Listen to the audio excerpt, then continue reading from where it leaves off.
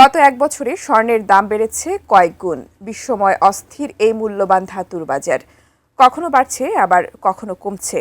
তবে এবার দীর্ঘমেয়াদে কমতে যাচ্ছে সোনার দাম। কিন্তু মধ্যপ্রাচ্যের চলমান উত্তেজনা ও আন্তর্জাতিক বাজারের অস্থিতিশীলতার মধ্যে যখন অন্যান্য পণ্যের দাম আকাশ ছোঁয়া, ঠিক সেই সময়ে স্বর্ণের এমন দরপতনের কারণ কি? বিস্তারিত শিহাব ইসলামের ডেস্ক রিপোর্টে।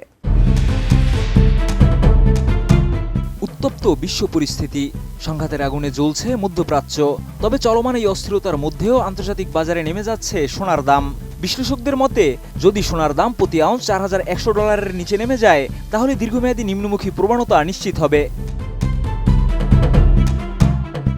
গত সোমবার সোনার দাম 5% বেশি কমে প্রতি আউন্স $4,300 নিচে নেমে যায়, যা 2026 সালের সর্বনিম্ন পর্যায়ে। তবে এই পতনের পেছনে রয়েছে ইরান ও ইসরায়েল যুক্তরাষ্ট্র সংঘাতের তৃতীয় সপ্তাহে প্রবেশ এবং নতুন হুমকির প্রভাব। যুক্তরাষ্ট্রের প্রেসিডেন্ট ডোনাল্ড ট্রাম্প ইরানকে 48 ঘন্টার মধ্যে হরমুজ প্রণালী পুনরায় খুলতে নির্দেশ দিয়েছিলেন। অন্যথায় বিদ্যুৎ কেন্দ্রে হামলার হুমকি দেওয়া হয়েছে। জবাবে ইরান জানিয়েছে, তারা প্রয়োজন হলে এই কৌশলগত জলপথ সম্পূর্ণ বন্ধ করবে এবং যুক্তরাষ্ট্র সংশ্লিষ্ট আর্থিক ও সামরিক লক্ষ্যবস্তুতে হামলা চালাবে। 32 ইঞ্চি জেভিকো টিভি এখন মাত্র 15,000 টাকায়, সাথে পাচ্ছেন 3 বছরের প্যানেল ওয়ারেন্টি। থাইল্যান্ডের শীর্ষস্থানীয় গোল্ড ট্রেডিং কোম্পানি হুয়া সেংহেংয়ের গবেষণা বিভাগের ভাইস প্রেসিডেন্ট শ্রীলুক পাকটুপ্রাফা বলেছেন, আমরা এখন প্রতি আউন্স স্বর্ণ $4,235 এবং $4,100 বড় দুটি প্রতিরোধ স্তরে দেখছি।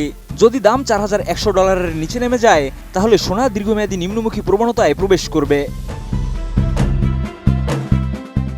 স্থানীয় বাজারে ইতিমধ্যে সোনার বার প্রতি বাহাত 70,000 বাথের নিচে নেমেছে। সোমবার বিকেলে এটি লেনদেন হয়েছে 65,000 বাথে।